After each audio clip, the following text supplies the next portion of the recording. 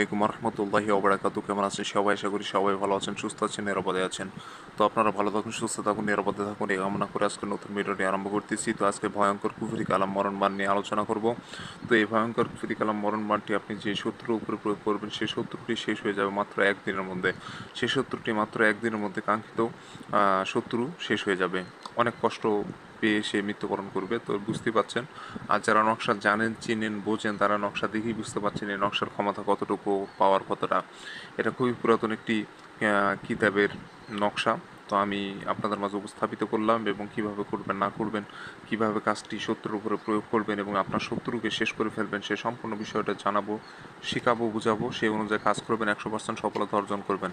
আর যখনই একটু 19-20 করবেন তখন হিতে বিপরীত হওয়ার সম্ভাবনা রয়ে যাওয়াতে পুরো ভিডিও দেখুন বন্ধুরা, সব কিছু বুঝবেন, জানবেন, শুনবেন, তারপরে কাজ করবেন, 100% সফলতা অর্জন করতে পারবেন। তো এটা কিন্তু বিদেশি একটি নকশা, আমাদের দেশের নকশা নয়, এটা উর্দু নকশা। তো উর্দু আরবি মিক্স। তো যাই হোক বন্ধুরা, আপনারা এই নকশাতে কাজ করলে আপনি আপনার শত্রুকে নিমেষে শেষ করে দিতে পারবেন। দেখা যায় যে অনেক বন্ধু ও ভাই বোনেরা শত্রু জালে এমনভাবে অতিষ্ঠ হয়ে গেছেন, সে শত্রু যে কেউ হতে পারে, দেবর, ভাই বোন, পিতা মাতা, বা আপনার শ্বশুর শাশুড়ি থেকে শুরু করে পাড়া প্রতিবেশী, বন্ধু বান্ধব বা অপরিচিত কেউ, যে কেউ হতে পারে এই শত্রুটি।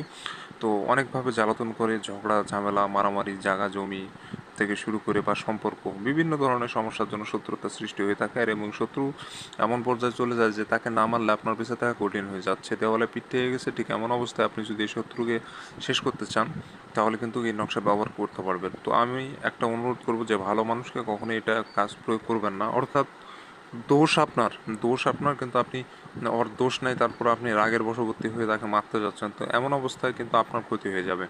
অবশ্যই যে আপনার ক্ষতি করে ঠিক এমন ব্যক্তিকে আপনি এই নকশার মাধ্যমে শেষ করতে পারবেন, মারতে পারবেন।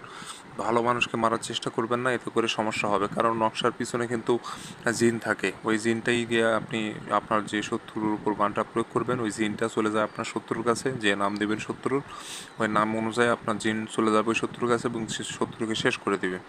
আর যখন দেখবে সেই জিনটা যে শত্রুর কোনো দোষ নাই, দোষ আপনার, সেক্ষেত্রে আপনার উপর বান প্রয়োগ হয়ে যাবে। কারণ এগুলা শুধুমাত্র খারাপ মানুষকে মারার জন্যই এই বানগুলো প্রয়োগ হয়ে থাকে।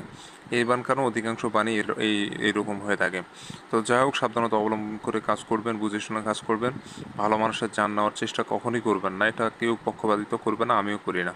তো যাই হোক বন্ধুরা, এই কাজটি করার জন্য যেটা করতে হবে, সর্বপ্রথম যেটা বলে নিই, আমার চ্যানেলে নতুন এসে থাকলে অবশ্যই চ্যানেলটি সাবস্ক্রাইব করে পাশে থাকা বেল আইকনে ক্লিক দিয়ে অল নোটিফিকেশন অন করবেন। এতে করে আমার পরবর্তী নতুন নতুন ভিডিওগুলো জিন পরিসাধনা থেকে শুরু করে বান বশীকরণ, বিভিন্ন ধরনের টোটকা টটবিরও করতে, এগুলো সম্পূর্ণ নকশা নিয়ে আমি উপস্থাপিত হয়ে প্রত্যেকদিন একটা করে ভিডিও দিয়ে থাকি আপনাদের মাঝে টোটকা ও তদবিরের।